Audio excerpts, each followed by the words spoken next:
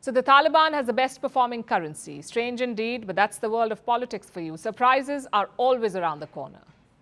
There's one in Pakistan. The US ambassador to Pakistan was on a touring spree. And where did he go? All controversial places. First Gwadar in Balochistan and then Gilgit-Baltistan. The first visit was announced by the US Embassy in Pakistan. The second one was not. And for good reason. Gilgit-Baltistan is part of Pakistan-occupied Kashmir. New Delhi considers it to be Indian territory. So why did the US ambassador go there?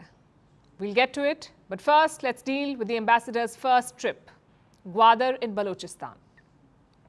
You should know two things about this place. One is its location, right at the entrance of the Strait of Hormuz. And this strait is very important. Around 20 to 30% of global oil supply flows through here.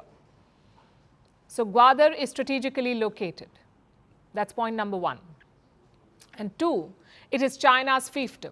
The Gwadar port is a key part of China's investments in Pakistan. It's the heart of CPEC. That's the China-Pakistan Economic Corridor, CPEC. The US is wary of this project. Last year, the Pentagon had a worrying assessment. They said Gwadar could eventually host Chinese soldiers. So why did the US ambassador visit such a place? On paper, it's all innocent. The visit was aimed at boosting trade and investments, also providing humanitarian assistance to the people of Balochistan, but that is the diplomatic cover. What is the real reason? The US statement does confirm the ambassador visited this port. They confirm that.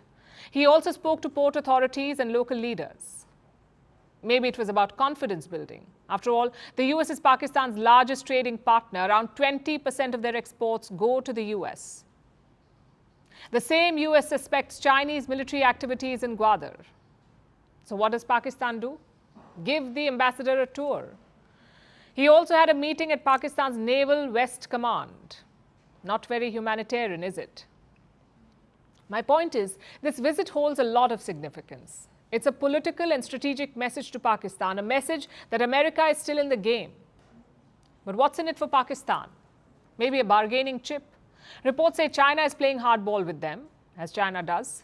They're demanding repayments, renegotiating the cost of CPEC projects. And Pakistan has zero leverage. Around 30% of their debt is owed to China. 30% of their debt is owed to China. So their only option is to play the political card, to show that Pakistan has other options. On Monday, the CPEC's decision-making body released new details. They reveal the tension between the Iron brothers, China and Pakistan. China refused cooperation on many issues, like energy, water resources, and climate action. They also arm-twisted Pakistan into accepting one project, a coal plant in Gwadar.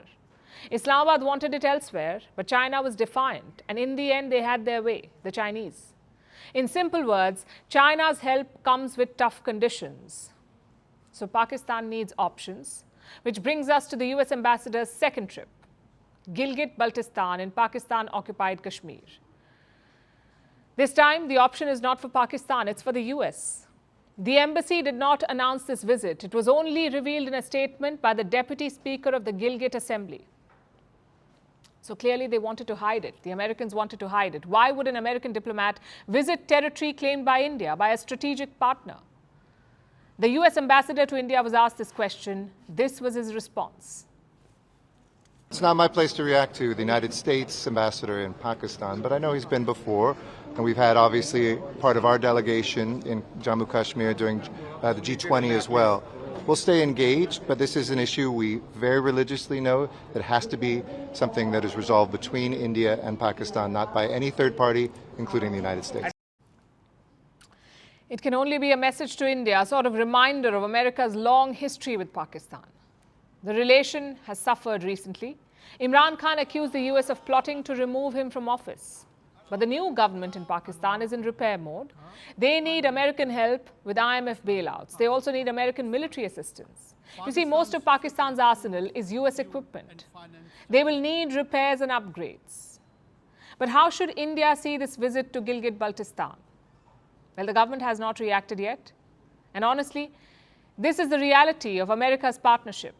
The US is famous for playing both sides, for using rivals to keep their partners in check. And they're doing the same with India. It's provocative, but it's not surprising. Having said that, both these partnerships are likely to endure, the Pakistan-China one and the US-India one, but for two very different reasons. Pakistan, because they're bound by debt. India, because they're bound by interest.